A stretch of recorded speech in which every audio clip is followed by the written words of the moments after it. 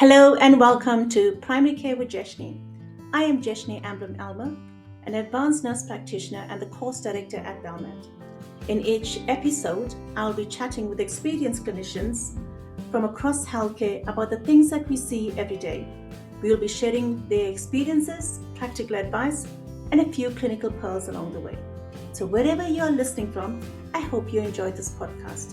Let's get started. Hello and welcome to today's session of Primary Care with Jeshni.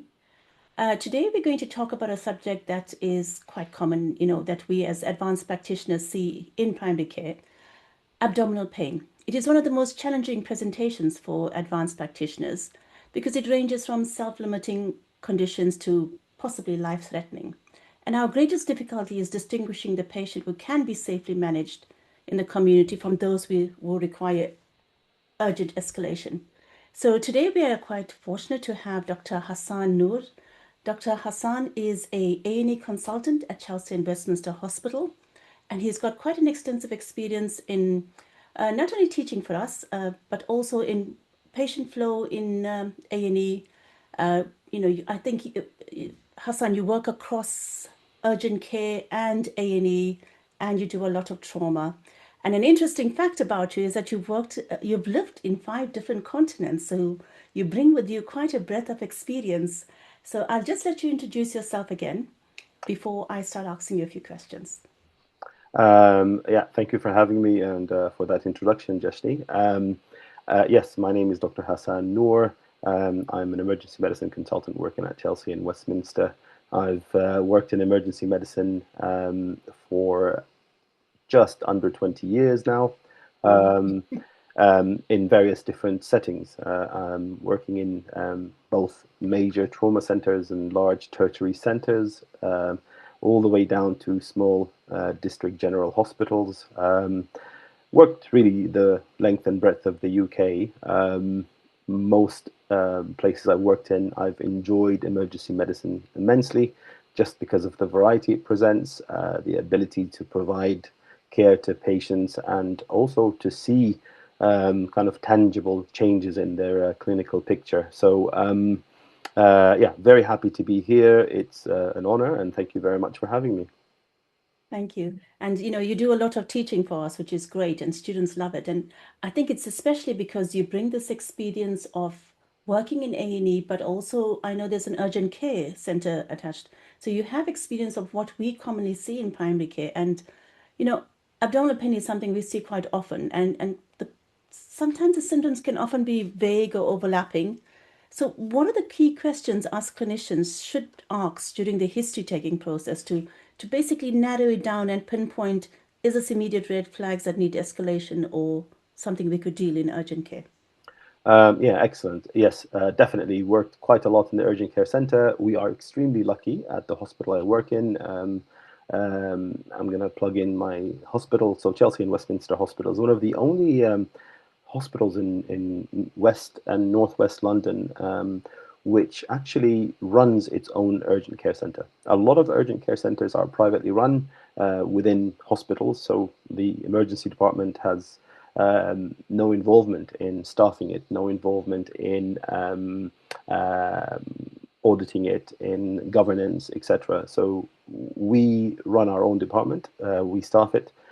We have a very good combination or mixture of emergency medicine doctors, GPs, ACPs, and ANPs, and nurse practitioners. So the clinical staffing is quite broad. We and also in terms of, you mentioned a very important point, which is with regards to presentations in emergency medicine relating to abdominal pain. You mentioned the word vague, and vague is a very interesting word.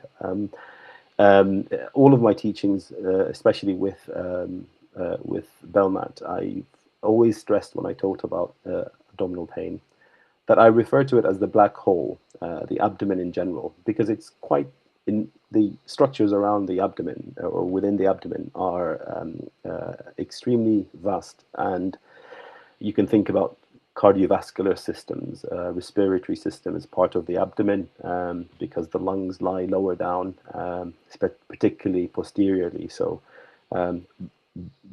musculoskeletal structures are within the abdomen, the endocrine system, lymphatic system, GI system, also the genitourinary system. So there's quite a lot of systems living in that space. So it can be quite vague, and symptoms can be quite diverse. So going back to your question, what are the questions to ask in a history? So the most important thing to remember when assessing any patient with abdominal pain in the primary care setting, the first principle should be, how sick is this patient? So you're looking at things like observations, so vital signs, SATs, heart rate, blood pressure. These are very early assessment tools we use. Obviously, then you need to establish, is this patient acutely unwell or not? And then lastly, is this diagnosis secondary to any risk stratification that you can use? So any kind of risk stratification using past medical history, patients' ongoing regular medications or pathology. But once you've established and went past this first stage, I think it's important to be focused and take a very focused history, very structured, but clinically driven. So we use the Socrates screening tool, which I'm sure all your ACPs have. And we use a lot of that, yes. Yeah. Fantastic, yeah. So you're looking at site, onset, migration, character, severities, and then you focus on the red flags. And to me, the red flags are very important in abdominal pain because each and every one of them can point you towards an obvious pathology that you shouldn't really miss. So things like syncope or collapse, very important to remember in terms of red flags. Any bleeding, so is there any hematemesis, which is vomiting blood, or melena, which is passing processed blood through the alimentary or GI canal. And obviously melena is quite black and it's quite distinctive, so that gives you a very important piece of information. Persistent vomiting or bilious vomiting, that could demonstrate things like obstruction, any weight loss, unintentional, any fevers or rigors, or any bleeding from any other source. These are the most important red flags I would highlight when discussing abdominal pain. Thank you very much. That's actually really true. You know, when you started off, you said, look at all the other systems. It's something we always reiterate, is that if you're presenting with abdo pain, look at the other systems, like, you know, is it a chest, a pneumonia that's got radiating pain? You know, is it coming from the kidneys? Is it shingles? So is it a skin condition? So always thinking about, could there be another system that's actually causing the pain in the abdomen? So I'm going to touch a bit more on red flag recognition, which you brought up. You know, and that's really important for us. So what symptom, I think you kind of covered it. What are the symptoms that should really give us concern? Because, you know, most of our urgent cares, it's not like Chelsea in that we're not in an A&E and we're working quite independently, and not always with doctors present, you know. So as practitioners, what is those symptoms that when we see it, we straight away say, okay, stop here, get an ambulance, or, you know, refer them on to A&E? Yeah. So obviously, number one, I would say the severity of the pain. So when you start questioning a patient about pain, a very acute onset of pain, which is peaking and reaching its peak at a very quick rate, you always have to think about serious intra-abdominal pathology.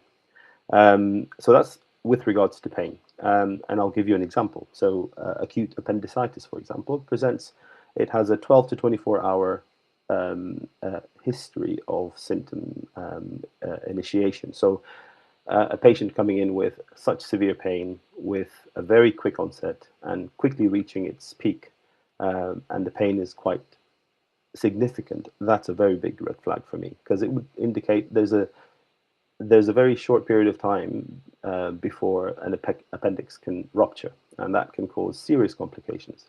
I mentioned also syncope and collapsing. So in, say, a 60, 70-year-old gentleman who's a smoker and a vascular path, who's a history of vascular disease, presenting with severe abdominal pain and collapse and syncope, first thing you have to rule out or be worried about is a ruptured or an aortic aneurysm, abdominal aortic aneurysm.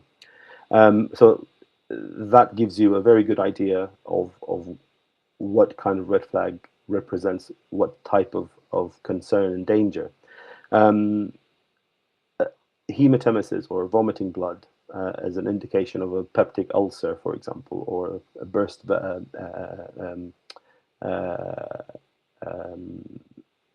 Mallory-Wise tear from the esophagus. Unintentional weight loss, change in bowel habits, or bleeding from the lower part of the GI tract with bright red blood. That's a red flag for malignancy, for example. So that's very, very important. Flank pain and radiating down towards the groin. You're always concerned about a kidney stone. And also, never forget that in males, for example, testicular pain is actually treated and is part of the abdominal pain spectrum. So asking questions about testicular pain is very, very important because you can miss hernias otherwise, or you can miss a torsion, for example. And again, not forgetting about childbearing age females. So any abdominal pain would always require a urine dipstick to rule out any pregnancy, particularly ectopic pregnancies, which are a big red flag.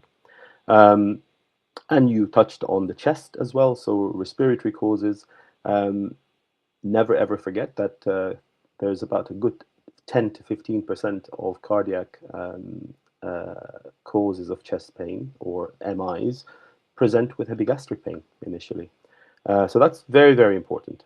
So these are some of those red flags. And again, traveling and fever, for example, that's a big red flag for abdominal pain. So these are all, I think, things that people working in the primary care setup should be very wary of, and should have a low threshold to refer these patients on to the hospital or to be seen in an emergency department. I want to pick your brain on something. We have this, it's appendicitis. So, right-sided pain, but then we can have a ruptured cyst, ovarian cyst, which can give you similar pain. And we can have renal colic.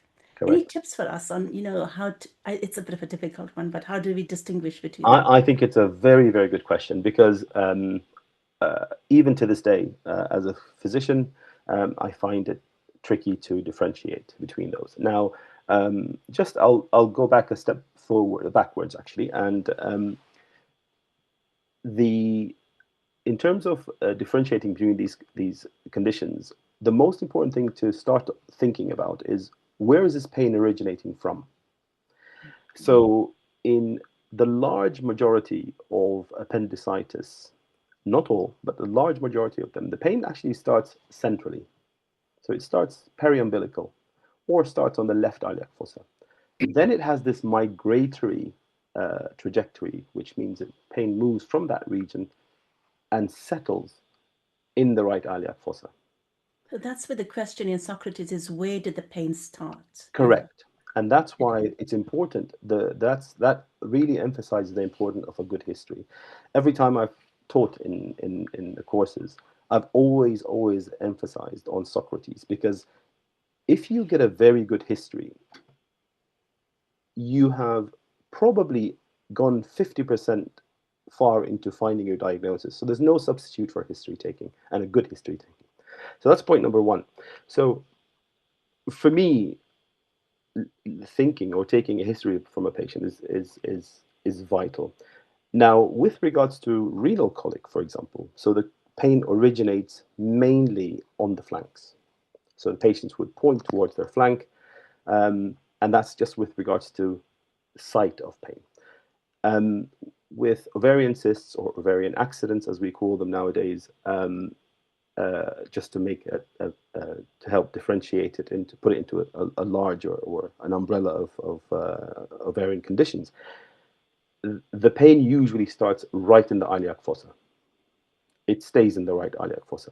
Now, again, taking a good history is important in differentiating these conditions, because most patients, not all of them, but a lot of them would have had a history of polycystic ovaries or pain during their menstrual cycles or around the time of ovulation or the period or the menstrual cycle itself or the menses.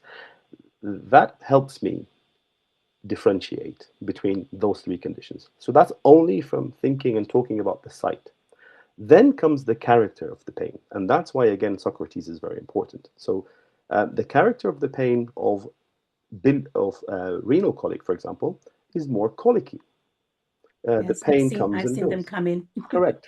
So patients would normally describe a constant level of pain and then a ramping up of that pain and then the pain going back to that constant level, and it keeps doing that constantly. And they are very fidgety. They keep moving, trying to find a position, and they can't get comfortable. Oh On the no. other hand, appendicitis, the pain starts and it continues in a trajectory upwards until it can't go higher, but that's the peak of the pain. It very rarely reverts to a lesser pain.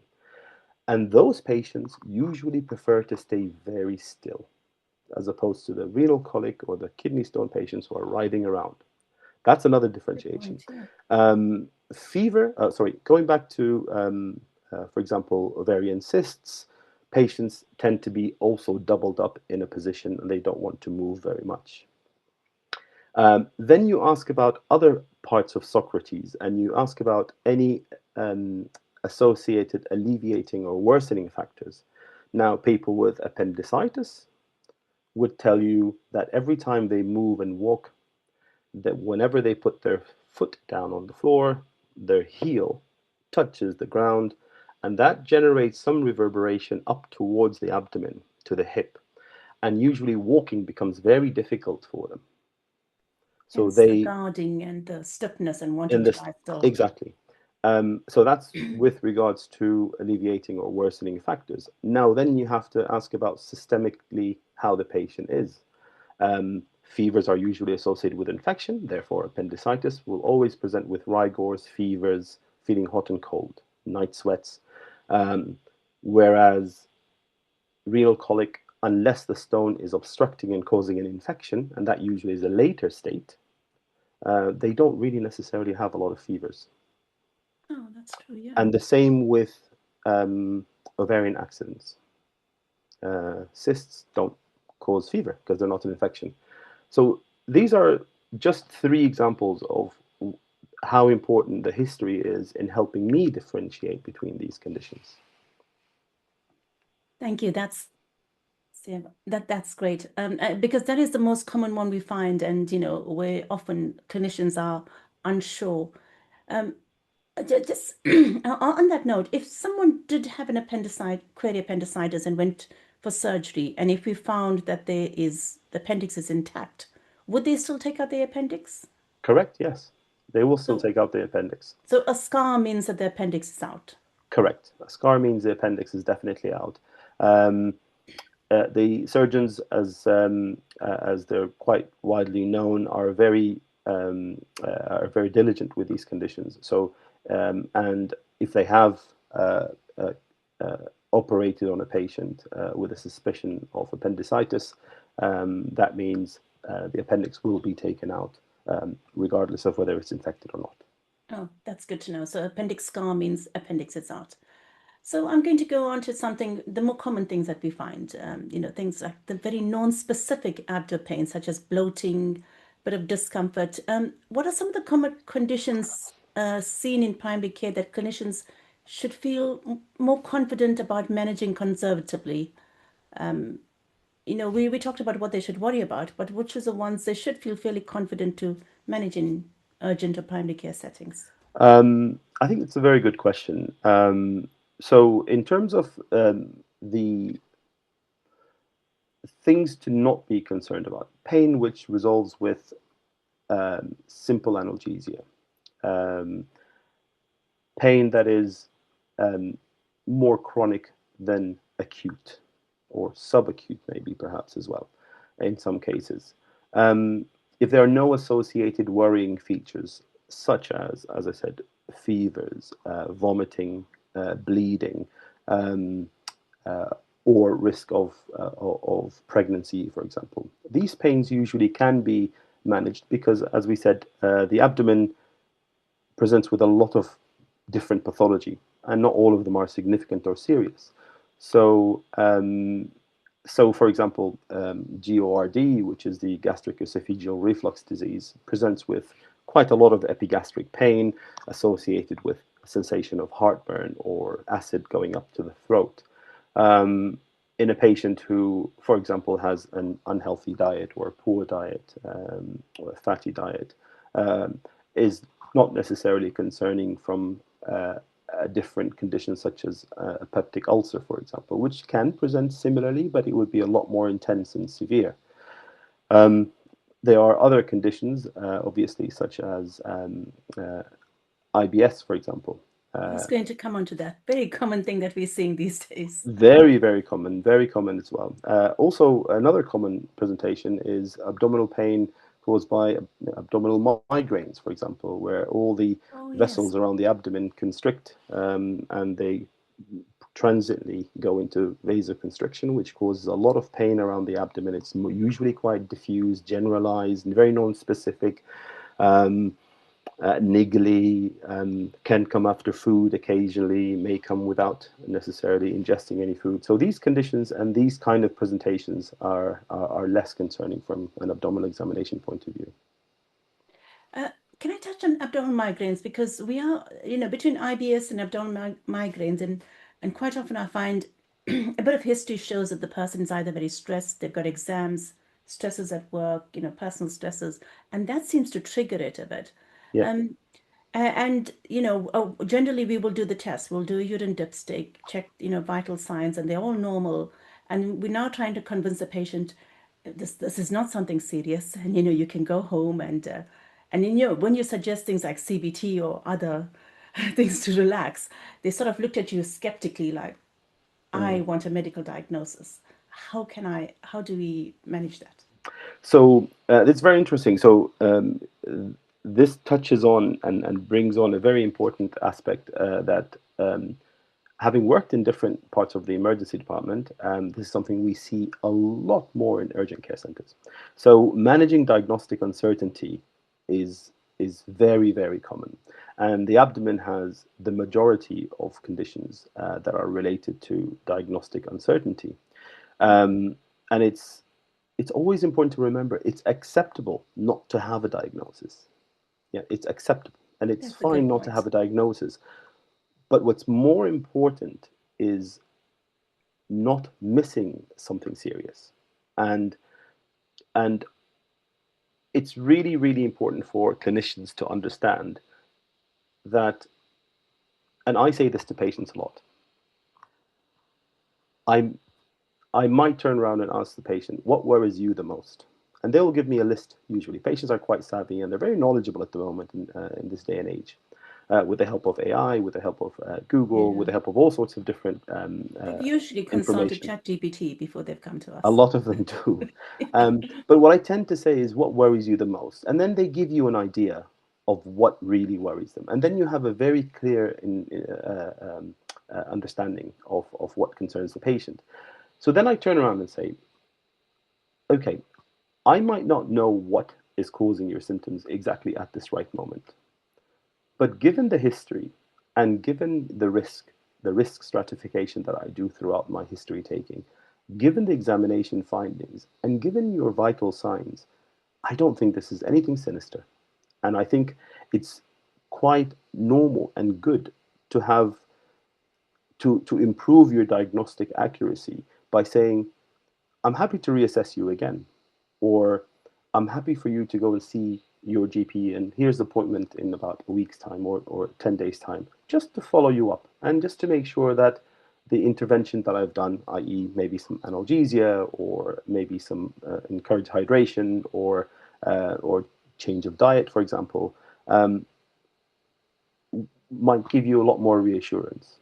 So I might not know the exact diagnosis, but I know what it's not, and I know I'm not too concerned at this stage. So here we go. We'll reassess you again, or see the GP again, or I might follow you up with a phone call. I actually do that quite a lot in my practice. I usually do like to follow up patients who I have some kind of diagnostic uncertainty with whom I've ruled out anything sinister. I just call them up and I say, "How are you feeling today?"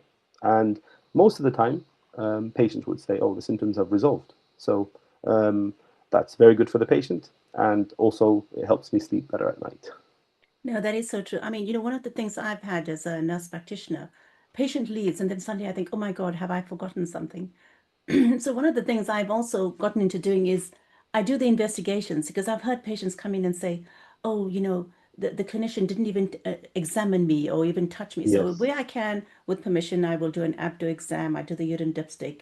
And then I say, look, having assessed you, this is what I find, like you said.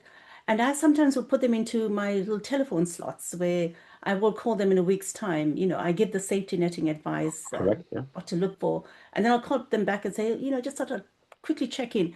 And patients sometimes like that because I sometimes will say, look, because what they are scared of, they're going to go home and then they're going to try and get an appointment again. It's going to take 2 weeks. Or they're going to come and sit in urgent care for 6 hours. So I will often say, okay, I will call you in a week's time at this time just to check how you're doing.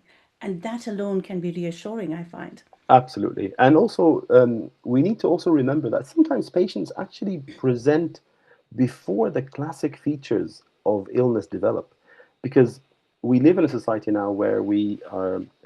I think there's um, some increase in health anxiety. There are other factors, socioeconomical state situations, even the state the world is in at the moment causes quite a lot of anxiety and health concerns. And sometimes patients who've had experiences seeing loved ones who've been back and Mm. forth to hospitals and have had maybe delayed diagnoses. So this having a low threshold to re-review and to reassure the patient and to safety net and to also highlight what are the red flags, because it's important for us to understand what the red flags are. But I think we need to communicate those red flags clearly to patients to say, okay, if this happens, just come back to me, or Right. if that happens, come back. So that's very, very important. And yeah, so reassurances and safety netting and explaining to patients that illnesses evolve and that you might need to come and see me, or I will call you again to review. No, that's such a good point, especially the follow up and that, we always say it in notes when we audit notes, safety netting, worsening care advice. And I always reiterate is make sure you give it to patients and explain it to them. Mhm. So one, two more questions. Yeah, yeah. And this is moving more onto different groups of patients. We have different ages. We have the Yes, old, the young, the immunocompromised. yes, What common pitfalls or misdiagnoses do you see in primary care when assessing abdominal pain in these population yes. groups? So this ties in obviously into the red flag presentations. So any of the red flags we mentioned before always alert me, and I'm on a state of alert. So I'm now aware that this patient has presented with some red flags, some of the ones we mentioned earlier in this podcast. Um, the next thing I look for is how unwell is this patient, and then and how does that tie into this diagnostic uncertainty of mine? And how does it feed into my concern? Um, these patients always require a little bit more diligence. And these are the patients where you can find yourself having pitfalls. Equally, patients who failed treatment or who've started treatment and has failed. That to me also represents a red flag, and also a patient who I think, in my mind, would require very careful reassessment again. High risk groups you've mentioned. This is a very good point. So the elderly, the very young, the immunocompromised, the patients who are on um, immunotherapy, cancer treatment. These patients would require more care and diligence. And I would go as far as saying any of the red flags, any diagnostic uncertainty with significant pain, any patient who's failed treatment, or any patient who is of that high risk group, elderly, immunocompromised, these probably require referral. Especially the elderly. What can we miss in them? Because they're not It's a as very good good point. historians as well. Yes, so a lot of them don't give a very clear history. Uh, Many of them underplay their symptoms That is so because true. They sort of don't want to trouble you, so they they don't want to wait. trouble you. They don't want to be in a hospital. They would rather be at home. A lot of them also have a lot of other comorbidities that might increase their risk of serious illness. A lot of them are on medications that might, for example, make their presentation or condition worse. Think about someone who's on, for example, a blood thinner, who's presenting with severe abdominal pain, and you think they have an abdominal aneurysm. So immediately they would be a high risk of bleeding. Elderlies who have abdominal pain also, and this is a very important point, even the examination findings, when you examine their abdomens, they can be very, very soft and non-tender, but they could be hiding, for example, something like an ischemic bowel. So, and I'll give you a very good point just before I finish off here at this point here, this question.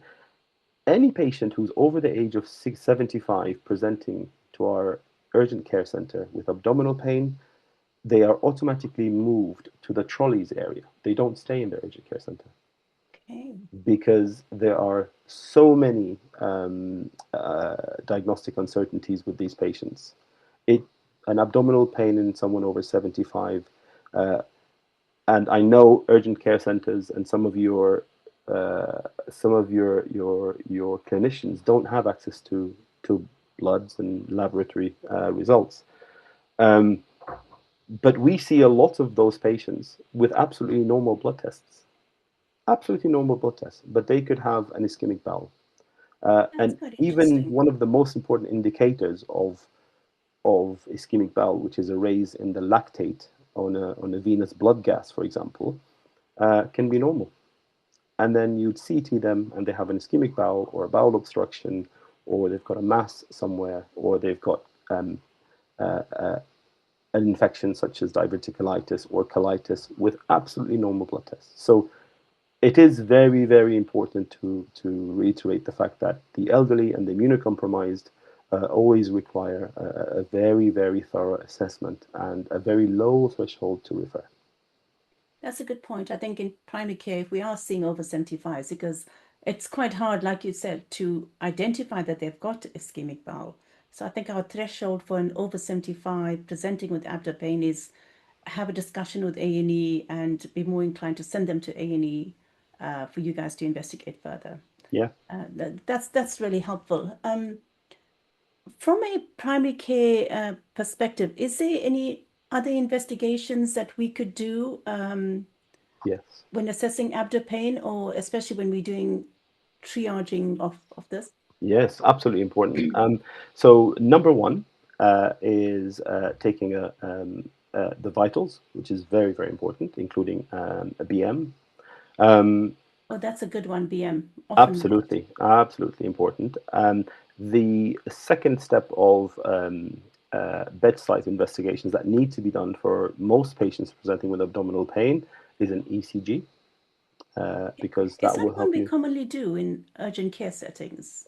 When Some would be the GPs times do. that we I, should definitely? I think any epigastric pain in a patient with high risk uh, of of cardiovascular disease, such as Okay. diabetics, hypertension, patients who've had previous heart attacks, or had That's a good a point. history of cardiovascular disease, I would always want to have an ECG because for example, diabetics have a different perception of pain. So, because of their peripheral neuropathy secondary to their diabetes, their chest pain or their cardiac issues can present with abdominal pain, which is in the epigastric region. And the pain is not as classic as cardiac chest pain, that heavy, crushing, tightening. It can be sharp. It can be sharp. So that's why diabetic patients presenting to emergency departments are almost always they almost always undergo an ECG, and Okay. in many cases also repeat troponins. And I know that's a little bit out of this the remit of this discussion. But hopefully we're moving to more point of care testing. Exactly. So I think a lot of practices now have point of care, so where you can get VBG, which will give you a pH, a sodium, potassium, a lactate, and a glucose, amongst other things. There are also other point of care testing machines now that can give you a D-dimer, that can give you a troponin, so an ECG. Another very important bedside investigation is obviously the urine dip, which carries a lot of information. Lots of information. It can give you information about a urine infection or urinary tract infections. It can give you information about whether this patient has got a kidney stone or not, because they would have blood in the urine. It will also be vital in ruling out pregnancy, which is very important in the context of abdominal pain, plus other conditions, hepatobiliary conditions, for example, where you have a lot of proteinuria, for example, or you have a lot of high bilirubin. It will also highlight and give you important information about diabetics because of their protein. Yes, I picked up Kidney diabetics for the failure. first time. Yes, kidney From a failure. simple urine Absolutely. dipstick. Yes, yes, vital, absolutely important. So these are the most common ones I would recommend. And then you can also do things like a lying and standing blood pressure if you're concerned about a cardiovascular issue in a patient who's collapsed, who might have a significant postural drop. So all these things are very important and very helpful. As far as I know, that's what I can think about in the primary care setting. No, I think that pretty much covers most of it, and you've made some really good points, especially highlighting history taking. Which this desire to quickly do investigations before you've taken a history. I always reiterate, take a good history. You're 90% there usually, and then the diagnostic testing is to really confirm or negate a diagnosis. Correct. And doing the basic tests, urine dipstick. I've had people being referred, where they haven't even got a blood pressure done, and I think you need to do the basics.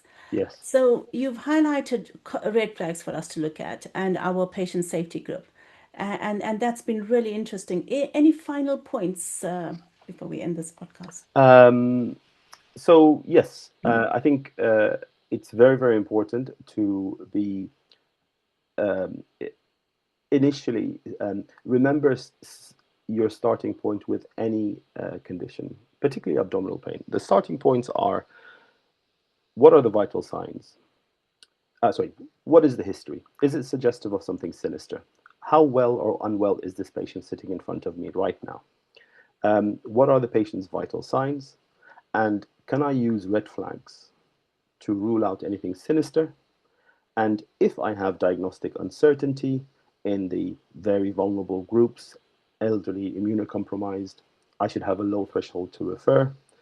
And always remember, we might not be able to have a diagnosis for the patient, but we must be very good at ruling out anything sinister.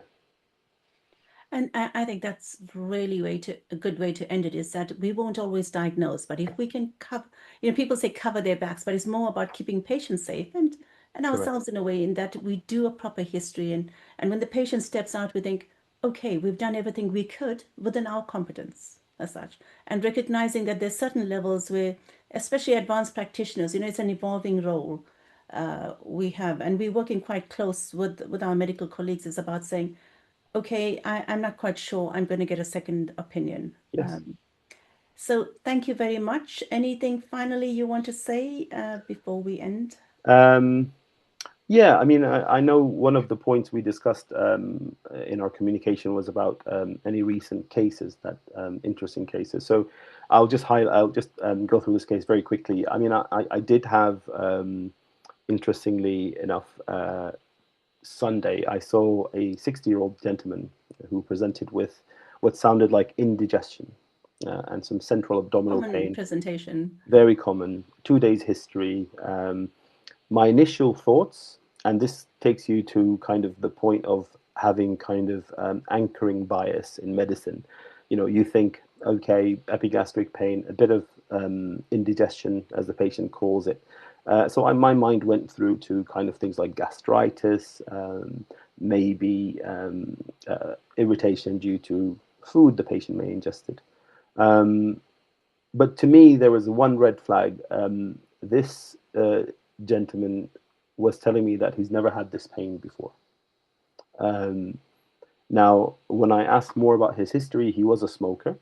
Um, and to me, that pain seemed a little bit disproportionate when I considered gastritis.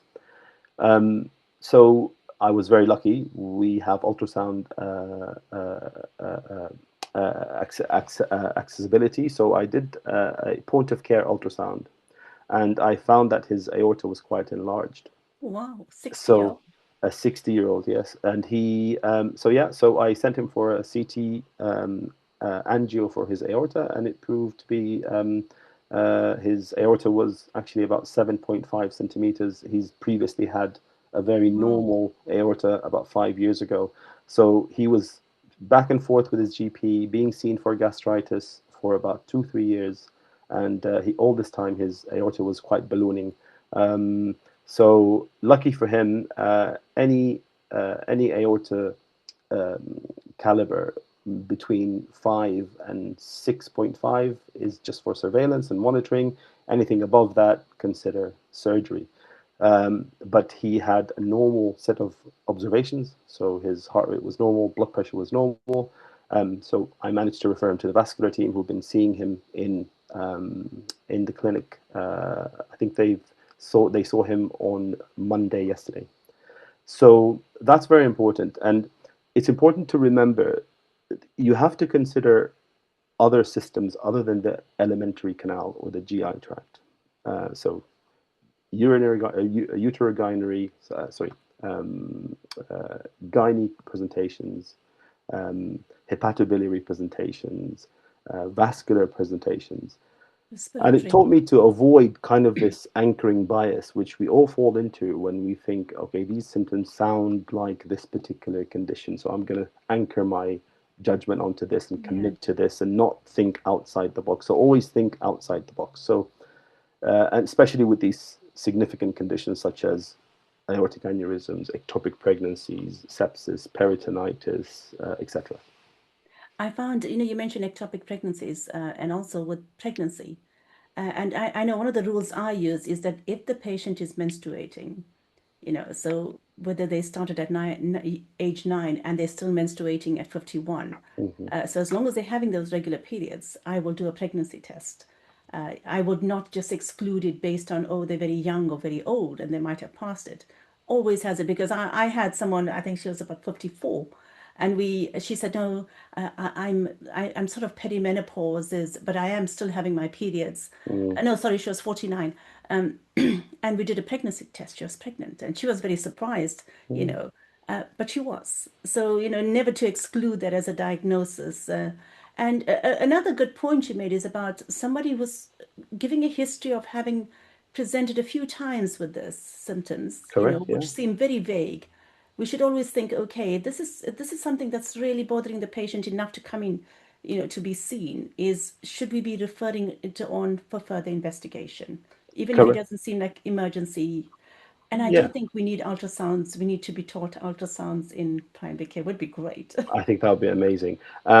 The reattender um, is always a patient we take very seriously, to the point where um, in our department, a reattender needs to be seen by a registrar or a higher level or above.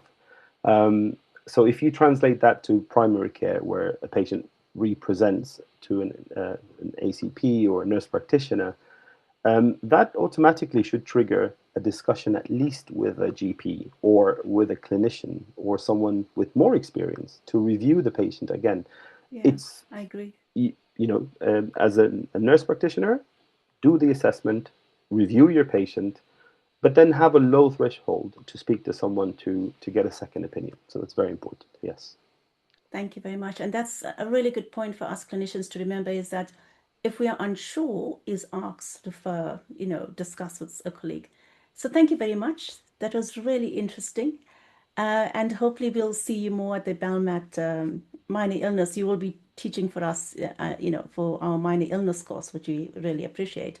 And you'll usually bring some really interesting points for us. So on that note, thank you everyone. And we will be bringing you more podcasts in the future. And hopefully we will have Dr. Hassan again on different topics on this podcast. Thank you. Thank you very much.